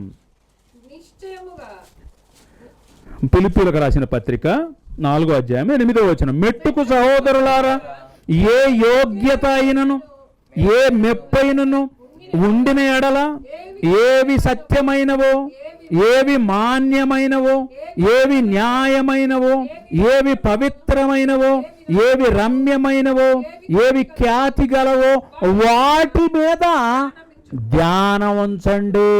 ఎందుకు పనికి మాలిన ఆలోచనలు మీ జీవితంలో చెప్పండి? పనికి మాలినటువంటి ఆలోచనలు ఈరోజు ఉదయం నుండి సాయంకాలం వరకు మనుషులు ఏదో శరీరాలతో పాపం చెయ్యాలని, లేకపోతే ఈ లోకంలో ఏదో అనుభవించాలి. ఇదిగో గొప్ప గొప్ప మేడలు కట్టాలి, గొప్ప గొప్ప ఆస్తులు సిద్ధం చేసుకోవాలి, ఈ ఆస్తులన్నింటినీ కూడా నేను కూడబెట్టుకోవాలి. వీటి కోసం ఆలోచిస్తున్నటువంటి ఈ మైండ్, ఈ మనస్సు లోపల ఎవరికి స్థానం ఏమంటున్నారు? అమ్మ నీ సెలవు నీకు అర్థమవుతుంది ఇప్పుడు? ఇస్తున్నారా మీరు ఆలోచనలు? మన ఆలోచన ఇవ్వటం అనేది అంత సులభమే కాదు ప్రియమైన దేవుని పిల్ల. మనం సంపూర్ణంగా యేసయ్యను మనసారా పిలిచేటటువంటి పరిస్థితి. ఇంకొక మరి చూద్దాం, రోమీయులకు రాసినటువంటి పత్రిక 12వ అధ్యాయము 2వ వచనం. 12వ అధ్యాయము 2వ వచనం, మీరు ఈ లోక మర్యాదను అనుసరింపక. అమ్మ దేన్ని అనుసరించొద్దు? లోక మర్యాద. మనమేమి అనుసరిస్తాం? యేసుక్రీస్తులోనికి వచ్చిన తర్వాత వివక్ష, యేసుక్రీస్తులోనికి వచ్చిన తర్వాత కూడా ఇలా ఉంటున్నాము అని అంటే మనం పూర్తిగా దేవునికి ఇంకా లోబడలేదు. లోక మర్యాదలను ఇంకా అనుసరిస్తూనే ఉన్నాము. లోక మర్యాదలను ఇంకా కూడా అనుసరిస్తూనే ఉన్నాం. అమ్మ క్రైస్తవ్యంలో ఉంటాము, అన్నీ కూడా లోకంలోని ఇతరులు చేసేవి అలాంటి ప్రాక్టీసెస్నే మనం చూస్తున్నామండి. అలా ఉండొద్దండి. 2 పడవల మీద కాళ్ళు వేయొద్దు. ఏ పడవలో కూడా మనం నిలవలేం. చివరికి మనకి దేవుడు కావాలి ఒక పక్క, ఇటు దేవుడు కావాలి, ఈ మానుకోం, ఇవి కావాలి, అయ్యి కావాలి. రెండిటి దగ్గర ఒకవేళ గనక నువ్వు లోక మర్యాదను, లోకంలో ఉన్న వాటిని నీ ఆలోచనల్లో, నీ శరీరంలో గనక వీటిని వెంబడిస్తూ ఉంటే యేసయ్యను నువ్వు వెంబడించలేవు. యేసయ్యను వెంబడిస్తే ఇవి ఆటోమేటిక్గా క్రమక్రమంగా ఇవి దూరం అయిపోతూనే ఉండేది. 2 మార్గాలు ఉన్నాయంట బైబిల్ చెబుతున్నారు. ఎన్ని మార్గాలు ఉన్నాయి? 2 మార్గాలు. ఒకటి జీవ మార్గము, అది సంకుచితంగా ఉంది, అది చాలా చాలా ఇబ్బందికరం, ఇరుకు మార్గము అని అన్నారు. ఇంకొక మార్గం ఏంటది? మనం ఎక్కడ ఉన్నాం చెప్పండి? ఇప్పుడు క్రాస్ రోడ్లో ఉన్నాం. ఇటు అడుగేద్దామా, అటు అడుగేద్దామా? ఇది ఇరుగ్గా ఉంది అన్నటువంటి భయం. అందులోనికి వెళ్దామనంటే నరకానికి పోతామేమో అన్నటువంటి అటు భయం. ఇక్కడ 2 అడుగులు వేయటం, మళ్ళీ ఇక్కడికి రావటం, అక్కడ 2 అడుగులు వేయటం. No, you must decide. నువ్వు యేసుప్రభు కావాలా, యేసుప్రభు వద్దా? యేసుప్రభు కావాలి అని అనుకుంటే గనక, ఒకవేళ గనక కావద్దు అని అనుకుంటే ఒకటి మాత్రం గుర్తుంచుకో, దేవుణ్ణి దూరం చేసుకున్న ఏ హృదయము, ఏ జీవితము కూడా ప్రశాంతత ఉండదో దాని యొక్క గమ్యస్థానం నరకం. అది మర్చిపోవద్దు. అది విశాలం, ఇప్పుడు ఆల్రెడీ ఫుల్ అయిపోయింది. ప్రపంచం మొత్తం కూడా విశాల మార్గంలో క్యూ కట్టేసేసారు. అది ఆల్రెడీ ఫుల్ అయిపోయింది. అయినా కూడా ఇంకా చాలామందికి అది ఖాళీ స్థలంగా కనపడుతుంది. దానిలో ప్రవేశించే వాళ్ళు అనేకులు ఉన్నారు. ఇరుకు మార్గంలో, యేసుక్రీస్తు మార్గంలోని అడుగు పెట్టాలి అని అంటే అది ఇబ్బందే. అది చాలా కష్టతరమైనటువంటి మార్గమే. ఒక్కసారి నువ్వు నడవాలి అని అనుకుంటే నీకంటే ముందు ఎవరు నడుస్తున్నారు? యేసయ్య నడుస్తున్నాడు. ఆయన పాదాలలో, ఆయన ఎక్కడైతే అయ్యా ఇది ఇక్కడ నేను అడుగేసేసాను, నువ్వు తప్పిపోకుండా, తొట్టిల్లకుండా నా అడుగులో నువ్వు అడిగాయి, నేను నిన్ను పట్టుకోవడానికి సిద్ధంగా ఉన్నాను. ఆయనని చిత్తం చొప్పున గనక మన జీవితాల్లో మన శరీరాన్ని ఆయనకు సంపూర్ణంగా సమర్పించాలి. మన మనస్సుని ఆయనకు సంపూర్ణంగా సమర్పించాలి. మూడోది అత్యంత భయంకరమైనటువంటిది హృదయం. మనకు ఒక ఇష్టం ఉంటుందండి, ప్రతి ఒక్కరికి కూడా ఒక ఇష్టం ఉంటుంది, ఒక కోరిక ఉంటుంది లోపల. ఆల్రెడీ మైండ్ 100 చెప్పొచ్చు, అది చెప్పినా కూడా వినొచ్చు వినకపోవచ్చు, కానీ హృదయం లోపల కనుక ఒక్కసారి ఫిక్స్ అయిపోతే ఇక ఎవరు చెప్పినా వాళ్ళు వినరు ప్రియమైన దేవుని. ఆ హృదయం భయంకరమైనటువంటిది. మార్కు సువార్త 7వ అధ్యాయము,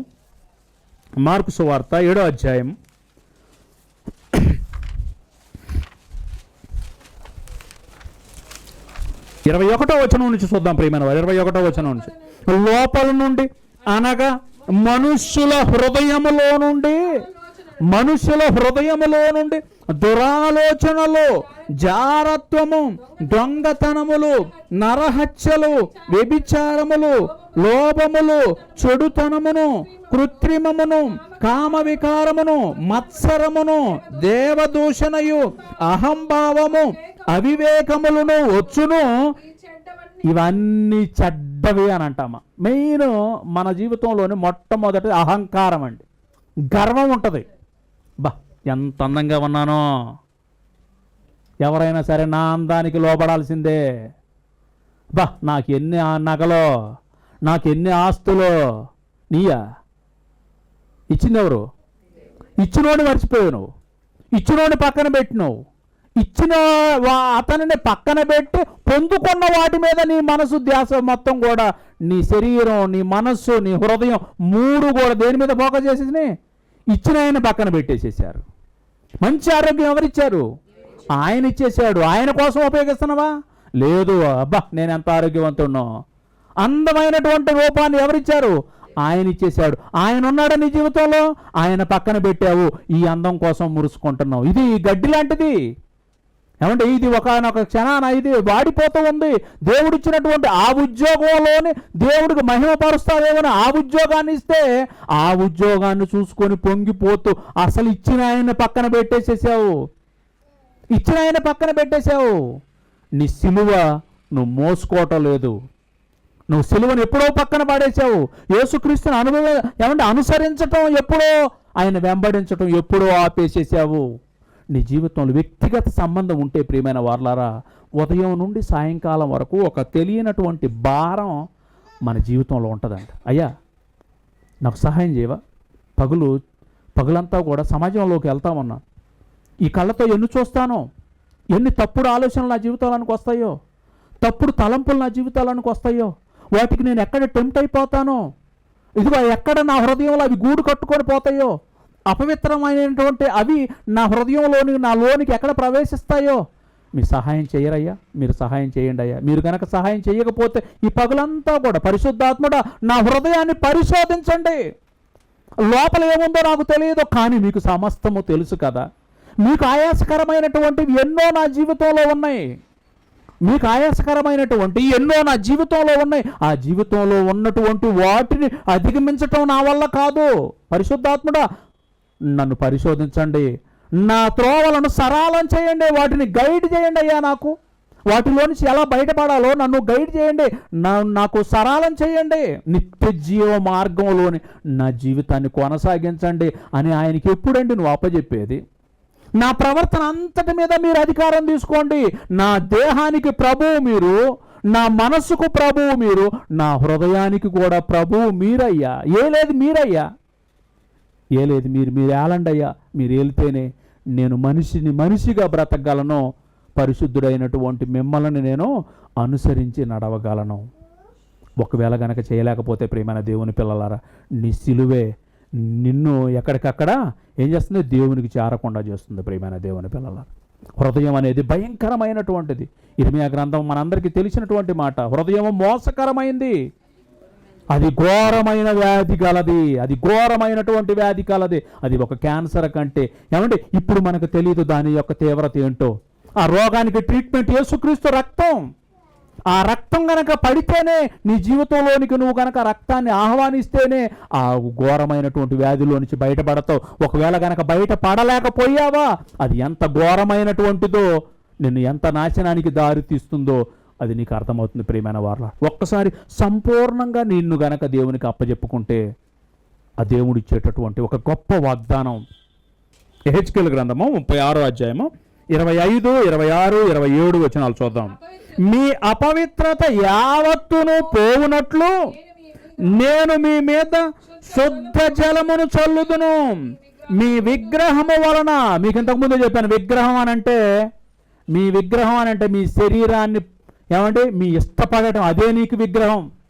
నీ తప్పుడు ఆలోచనలే నీకు విగ్రహం. నీకు ఇవ్వబడినటువంటి ఆస్తి దేవుణ్ణి గనక దూరం చేస్తూ ఉంటే అదే నీకు విగ్రహం. ఏ ఉద్యోగం అయితే దేవుని చెంతకు రాకుండా అదే నీకు సర్వస్వం అని అనుకుంటున్నావో అదే నీకు గొప్ప విగ్రహం. ఆ విగ్రహం అనేది నిన్ను అపవిత్ర పరిచేసింది ఆల్రెడీ. ఆ అపవిత్ర పరచబడినటువంటి విగ్రహం నుండి బయటపడాలి అని అంటే ఏమంటున్నారండి?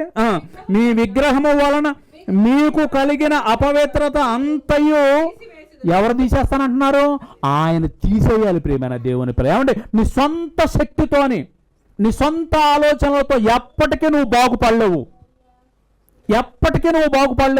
నువ్వు మనస్ఫూర్తిగా దేవుని పాదాల దగ్గరకు చేరి ఒంటరిగా ఉన్నప్పుడు, చర్చిలో అందరూ ప్రార్థన చేస్తారు, అమ్మా అందరూ మంచోళ్ళే, అందరూ విశ్వాసులే, అందరూ క్రైస్తవులే. కానీ వ్యక్తిగతంగా ఎవరికైతే దేవునితో సంబంధం కలిగి ఉండి, ఎవరైతే మనస్ఫూర్తిగా మారాలి అని, అయ్యా I want to change my mind, నేను నా మనసుని మార్చుకోవాలనుకుంటున్నాను, మీరు సహాయం చేయండి అని ఎవరైతే ఆయన పాదాల దగ్గరకు చేరతారో, ఆ పాదాల దగ్గరికి చేరితే అలాంటి వారితో దేవుడు మాట్లాడుతున్నటువంటిది. అప్పుడే నీ శరీరాన్ని సజీవయాగంగా ఆయనకి ఇవ్వగలుగుతావు. నీ మనసులోని మొదటి స్థానాన్ని ఆయనకి ఇవ్వగలుగుతావు. నీ హృదయంలో మొదటి స్థానాన్ని ఆయనకి ఇవ్వగలుగుతావు. అపవిత్రమైనటువంటి నీ హృదయాన్ని ఏం చేస్తానంటున్నాడు యేసయ్య? ఏమంటున్నాడు చూడండి దేవుడు ఇక్కడ, తీసివేసేదను, నూతన హృదయమును మీకిచ్చేదను. You change your mind, I will replace your heart. నీ మనస్సును నువ్వు మార్చుకొని నా దగ్గరకు రా. కానీ మార్చుకునే ముందు ఒక్కటి మాత్రం ఆలోచన చేసుకో. నువ్వు మనస్ఫూర్తిగా నిర్ణయం తీసుకో, నా దగ్గరకు రా. మనస్ఫూర్తిగా అయ్యా నేను బ్రతకాలని అనుకుంటున్నాను, నాకు సహాయం చేయండి. ఆయన అన్ని రకాలుగా సిద్ధంగా ఉన్నాడు. ఇప్పుడు వద్దులే, వచ్చే సంవత్సరం నేను ప్లాన్ చేసుకుంటాను, ఈ సంవత్సరం వద్దులే, రేపు లేపేస్తాడేమో దేవుడు, రేపే లేపేస్తాడేమో, ఎవరికి తెలుసు? బైబిల్ ఎప్పుడు కూడా రేపటిని గురించి బైబిల్ ఎవ్వరికీ ప్రామిస్ చేయటం లేదు. ఇదే రక్షణ దినం. ఈ క్షణంలోనే దేవుని తట్టుకు నువ్వు తిరగాలి. నీ శరీరాన్ని, నీ మనస్సును, నీ హృదయాన్ని, సమస్తాన్ని కూడా ఆయన పాదాల దగ్గరికి పెట్టి, నా జీవితానికి ప్రభువు మీరే, నా శరీరానికి ప్రభువు మీరే, నా మనస్సుకి ప్రభువు మీరే, నా హృదయానికి ప్రభువు మీరే, మీరు ఏలండి అయ్యా నా జీవితాన్ని. అప్పుడు నేను పాపానికి లోబడను తండ్రి, పాపంలో నుంచి నాకు నేనుగా బయటపడలేను. మనస్ఫూర్తిగా మిమ్మల్ని ఆహ్వానిస్తున్నాను, నా హృదయాన్ని తెరిచి మిమ్మల్ని రమ్మని అడుగుతున్నాను. ఒకవేళ నీ హృదయం ఎప్పటికీ లోకంలో నిండిపోయి ఉంటే, ఒక మంచి హృదయాన్ని, దేవుని తట్టుకు తిరగలేనన్నటువంటి బాధ నీలో గనక ఉంటే, అయ్యా నేను బతకాలనుకుంటున్నాను కానీ బతకలేకపోతున్నాను అన్నటువంటి చింత నీలో ఉంటే, దేవుడు అంటున్నారు ఇక నుంచి నువ్వు బతుకుతావు నా కోసం. ఇక నుండి నా కోసం కొత్త ఆలోచనలు నీలోనికి వస్తాయి. నూతనమైన స్వభావం నీలో ప్రారంభం అవుతుంది. నూతనమైన సృష్టి నీలో ప్రారంభం అవుతుంది. ఎందుకు అని అంటే, ఆ పాత గుండెను తీసేసి ఏం చేస్తాను ఇప్పుడు? కొత్త హృదయాన్ని, నూతనమైన హృదయాన్ని నేను ట్రాన్స్ఫార్మ్ చేస్తాను అని అంటున్నారండి. ఏమంటే ఇంతకంటే ఇంకెవరు చెబుతారండి? అమ్మ దేవుడు ఇంతకంటే గొప్పగా ఎవరు అవకాశం ఇస్తారండి? కాకపోతే మనం నేర్చుకోవాల్సిందల్లా యథార్థత. అయ్యా ఈరోజు నేను బతకలేకపోయాను, నన్ను క్షమించండి. ఇగో ఈ క్షణం నుంచి మరల నీ కోసం బ్రతుకుదాం అనుకుంటున్నా, దయతో క్షమించండి. ఇగో ఈ రాత్రికి నన్ను మీ స్వాధీనంలో ఉంచుకోండి, రేపు ఉదయం మీ స్వాధీనంలో ఉంచుకోండి. పగలంతా కూడా మీ కాపుదలలో మీ తలంపులతో నా జీవితాన్ని కొనసాగించండి. అయ్యా నా శరీరం నా కంట్రోల్లో ఉండదు, కానీ మీరు నాలోనికి గనక వస్తే నా శరీరం మీ కంట్రోల్లో ఉంటుంది ప్రభువా, నా జీవితం మీ స్వాధీనంలో ఉంటుంది అని దేవునికి మనసారా అడిగి మన జీవితాలను మార్చుకోవాలి. ప్రియమైన వారు ఏమంటారండి? ఆ మాట చదువుకొని ముగించేసుకుందాం. నూతన హృదయమును మీకు ఇచ్చేదను, నూతన స్వభావము మీకు కలుగజేసేదను. రాతి గుండె మీలో నుండి తీసివేసి మాంసపు గుండెను మీకు ఇచ్చేదను. నా ఆత్మను మీ యందు ఉంచి, మీరు ఒంటరిగా బ్రతకలేరన్న సంగతి నాకు తెలుసమ్మా. మిమ్మల్ని పరిశుద్ధంగా బ్రతికించటం కోసం, పరిశుద్ధమైన తలంపులు మీ జీవితంలో కలగటం కోసం, పరిశుద్ధమైన క్రియలు మీ శరీరంలోని జరగాలి అని అంటే పరిశుద్ధాత్ముడు మీలోనికి నేను పంపిస్తాను. పరిశుద్ధాత్ముడు మీలోనికి వస్తారు. మీరు చేయాల్సిందల్లా మారండి, మనసు మార్చుకోండి. మనసు మార్చుకుంటే నేనేం చేస్తాను? నా ఆత్మను మీ యందు ఉంచి నా కట్టడలను అనుసరించు వారిగా, నా కట్టడలను అనుసరించు వారిగా ఇప్పటి వరకు పాటించలేకపోయారు. ఆ పరిశుద్ధాత్ముడు మీలోనికి వచ్చిన మరుక్షణ కొత్త జీవితం మీలో ప్రారంభమవుతుంది. కొత్త స్వభావం మీలోకి వచ్చేస్తుంది. కొత్త ఆలోచనలు మీ జీవితంలోని, మీ మనసులో పుడతాయి. మీ హృదయంలో నుంచి కొత్త నూతన సృష్టి ప్రారంభం అవుతుంది. కాబట్టి ఇక నుంచి నాకు తగ్గట్టుగా మీరు బిడ్డలుగా మారతారు. నన్ను వెంబడించండి, నన్ను వెంబడించండి. యేసుక్రీస్తుని వెంబడించడానికి నువ్వు సిద్ధంగా ఉన్నావా? సిద్ధంగా ఉంటే ఒక గట్టి తీర్మానం చేసుకో అమ్మా, గట్టి తీర్మానం చేసుకో. ఉన్నవి రెండు మార్గాలు. ఒకటి జీవ మార్గము, రెండవది నాశనకరమైనటువంటి మార్గం. నువ్వు ఏ మార్గంలో ఉన్నావు చూసుకో.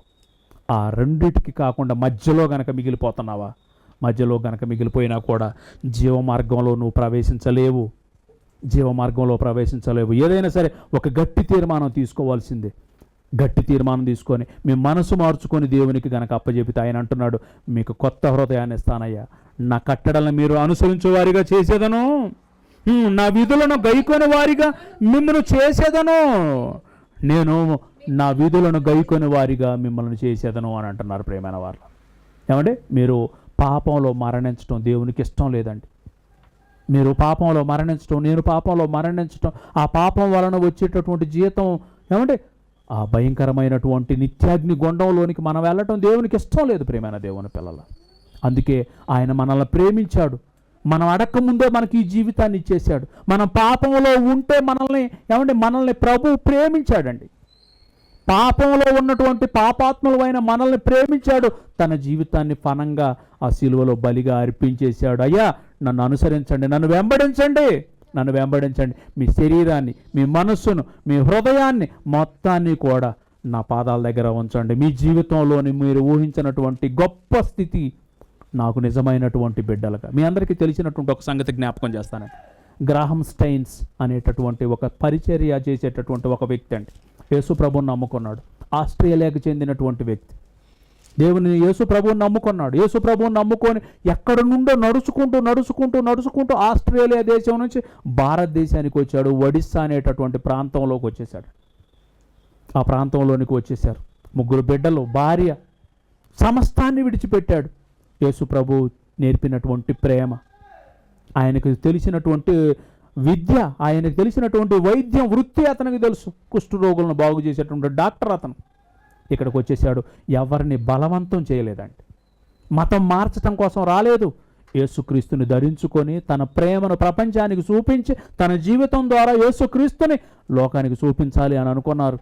ఒక మదర్ తెరీసా లాగా తను కూడా ఇక్కడికి వచ్చి కుష్ఠరోగుల కోసం ఆసుపత్రి కట్టించి ఆసుపత్రిలో అనేకులకు వైద్య సేవలు అందిస్తూ ఉంటే ఒకనొక దినాన వాళ్ళ కారులోని 2 కొడుకులు అతను లోపల కూర్చొని ఏదో ఆ వెహికల్లోని నిద్రపోతూ ఉన్నారు.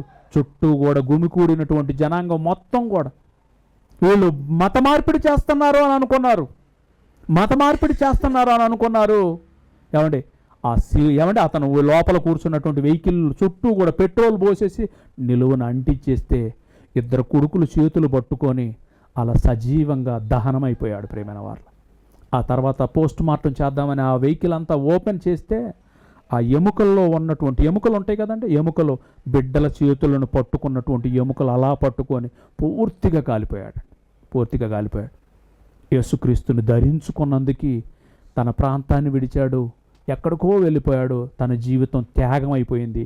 అయినా కూడా ఈరోజు నిత్య జీవాన్ని పొందుకొని యేసు ప్రభుతో పాటు పరలోకంలోని సంతోషంగా ఉన్నాడు ప్రేమైన వారు. పరలోకంలో సంతోషంగా ఉన్నాడు. తన బిడ్డలు పరలోకంలో యేసయ్య సన్నిధిలో ఉన్నారండి.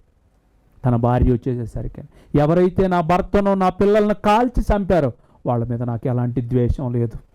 నేను పాపాత్మురాలుగా ఉన్నప్పుడు, మేమంతా పాపాత్ములుగా ఉన్నప్పుడు మా ప్రభు సిలువలో మమ్మల్ని క్షమించాడయ్యా. ఆయన మా కోసం ఆయన ప్రాణం పెట్టి సిలువలో మమ్మల్ని క్షమించేశాడు. ఆయన క్షమించేసేసాడు. ఇదిగో నేను కూడా వీళ్ళని క్షమిస్తూ ఉన్నాను. నీ దేనిని బట్టి? నా వ్యక్తిగత జీవితం అయితే నాకు కోపం తాపం అంతా కూడా ఉంటుంటుంది, కానీ ఆయన్ని బట్టి వీరిని క్షమిస్తూ ఉన్నాను. అదండి శరీరంలోని ప్రభు వచ్చేసాడు కాబట్టి శరీరంలో కోపం దేవుని శాంతంగా మారిపోయింది. ప్రేమైన దేవుని పిల్లలు, జీవితంలో ఒక్కసారి ఆలోచించండి అమ్మ, మన జీవితాలు చాలా ప్రమాదకరంలో ఉన్నాయండి. గర్జించు సింహం వలె వాడు ఎవరిని మృంగుదునా అని వెదుకుచూ తిరుగుచున్నాడంట. He's hunting. నీకున్నటువంటి ఏకైక దుర్గం యేసుక్రీస్తు పాదం. యేసుక్రీస్తు పాదాల దగ్గరికి వచ్చి మనల్ని మనం సంపూర్తిగా ఆయనకి సమర్పిస్తే తప్ప మన శరీరమైన, మన మనసైన, మన హృదయమైన దేవునికి లోబడదు. ప్రియమైన దేవుని పిల్లలారా, కనుక దేవునికి నిన్ను నువ్వు సమర్పించుకోవాలనుకుంటే ఒక గట్టి తీర్మానాన్ని తీసుకోండి అమ్మా. ఈ రెండు వైపులా ద్విమనస్కుల ఆలోచన వద్దు. కొద్దిసేపు దేవుడు, కొద్దిసేపు లోకము అనేటటువంటి స్థితిలోకి వద్దు. మంచి నిర్ణయం తీసుకుందండి. దేవునికి మన జీవితాలను సమర్పిద్దండి. దేవుడిచ్చే మహాలోకాన్ని సంపాదించుకోండి. కళ్ళు మూసుకోండి, ప్రార్థన చేసుకుందాం. ప్రేమ కలిగినటువంటి మా గొప్ప తండ్రి, మహోన్నతుడ, సర్వోన్నతుడ, ఈ భూమి మీద నాయన మీ బిడ్డలుగా తండ్రి, మీ కుమారుడు నేర్పినటువంటి ఈ క్రైస్తవ జీవితం తండ్రి, నాయన మీ కుమారుడు లేకుండా ముందుకు తీసుకెళ్ళటం మా జీవితాల్లో అసాధ్యం నాయన. మాకు జీవితాన్ని ఇచ్చింది మీరు తండ్రి, మాకు శరీరాలను కలుగజేసింది మీరు తండ్రి, ఆ శరీరంలో ఆత్మ నుంచి ప్రాణాలతో బ్రతికిస్తుంది కూడా మీరే తండ్రి. నాయన మా మనస్సులు, మా హృదయాలు, మా శరీరం సమస్తము కూడా తండ్రి మీరిచ్చినటువంటి గొప్ప భిక్ష నాయన. కానీ మా తప్పుడు ఆలోచనలతో, తప్పుడు తలంపులతో తండ్రి మా హృదయాలు, మా శరీరాలు, మా జీవితాలు ఎప్పుడో మీకు దూరం అయిపోయినాయి. అయినా కూడా తండ్రి మీ మహాకృపను బట్టి నాయన, మీ మహా కనికరాన్ని బట్టి తండ్రి, మీ కుమారుడైనటువంటి యేసుక్రీస్తుని ఈ లోకంలోనికి పంపించిన ఆయన మాకు మారుగా వారిని బలిచ్చి తమ రక్తంలో తండ్రి మా పాపాలను కడిగి ఒక కొత్త జీవితాన్ని నాయన, ఒక నూతనమైనటువంటి మనస్సును మీరు ఇచ్చినటువంటి ఈ గొప్ప రక్షణను బట్టి తండ్రి మీ కృతజ్ఞతలు నాయన. ఇంతవరకు కూడా తండ్రి మీ సహాయాన్ని సంపూర్ణంగా అందించారు. మీ బిడ్డల తండ్రి ఎంతో ఓపికతో మీ మాటలు విన్నారు నాయన. గర్జించు సింహం వలె ఎవరిని మృంగుదుమా అని మా విరోధి అయినటువంటి అపవాది వాడు నాయన మమ్మల్ని నాయన వేటాడటం కోసం తిరుగుతూ ఉండగా తండ్రి, మాకున్నటువంటి ఏకైక సురక్షితమైనటువంటి స్థానం నాయన మీకు లోబడటమే నాయన. మమ్మల్ని మేము సంపూర్తిగా తండ్రి సమర్పించుకోవటమే నాయన. మీ కుమారుని మా జీవితాల్లో ప్రభువుగా తండ్రి ఆహ్వానించి, రక్షకుడిగా తండ్రి ఆహ్వానించి, మా జీవితాలను ఏలడానికి తండ్రి సర్వాధికారాన్ని మరి మా ప్రభువుకు అప్పచెప్పిన ఆయన, మా ప్రభువుకు తగినటువంటి బిడ్డలుగా భూమి మీద కొనసాగేటటువంటి భాగ్యాన్ని మీ ప్రియమైనటువంటి పిల్లలైనటువంటి మా అందరికీ తండ్రి దయచేయమని తండ్రి. మాకు మేముగా బ్రతకలేము నాయన, మీ సహాయం లేకుండా అస్సలు భూమి మీద బ్రతకలేము నాయన. మాకు సంపూర్ణ సహాయాన్ని అందించండి నాయన. మా జీవితాలను తండ్రి సురక్షితంగా కాపాడి నాయన మీరున్నటువంటి నిత్య జీవాన్ని పొందుకునేటటువంటి భాగ్యాన్ని తండ్రి మాకు దయచేయండి. ఈ సంఘాన్ని దీవించండి, సంఘ కాపరిని దీవించండి, మంచి ఆరోగ్యాన్ని ఇవ్వండి తండ్రి, మంచి ఆయుష్ని ఇవ్వండి నాయన. అనేకులకు తండ్రి మీ రక్షణ మాటలు అందించేటటువంటి గొప్ప సాధనంగా తండ్రి కుమారుణ్ణి తండ్రి వాడుకోండి తండ్రి. తల వంచినటువంటి బిడ్డల కుటుంబాలన్నింటినీ కూడా మీ కాపుదలలో ఉంచండి నాయన. సాతానుడు ముట్టకుండా కంచె వేయండి నాయన. మా శరీరాలు, మా మనస్సులు, మా హృదయాలు మీ స్వాధీనంలో ఉంచబడులాగన తండ్రి మాకు యేసయ్యను తండ్రి ప్రభువుగా తండ్రి మా జీవితాలకు తండ్రి మరి ఆహ్వానించే మంచి మనసును మాకు దయచేయమని. మీ దయ ఉంటే, మీ కృప ఉంటే, మీ కుమారుడు రాకడ ఆలస్యమైతే మేము మరలా కలుసుకొని తండ్రి మిమ్మల్ని స్తుతించేటటువంటి భాగ్యాన్ని తండ్రి మాకు దయచేయమని. ఈ ప్రాంతం నుంచి వేరే వెళుతున్నటువంటి మా బ్రతుకులలో తండ్రి మేము ఎక్కడ బ్రతికినా కూడా తండ్రి మమ్మల్ని మేము సంపూర్ణంగా యేసు ప్రభుల వారి పాదాల దగ్గర మా జీవితాలను పెట్టుకొని తండ్రి వారి అడుగుజాడల్లో నడిచేటటువంటి గొప్ప భాగ్యాన్ని మాకు దయచేయమని బ్రతిమలాడుకుంటాం. యేసుక్రీస్తు ప్రభుల వారి అతి పరిశుద్ధ నామమున ఈ ప్రార్థన అడిగి వేడుకుంటున్నాం మా తండ్రి. ఆమెన్. ఆమెన్. అందరికీ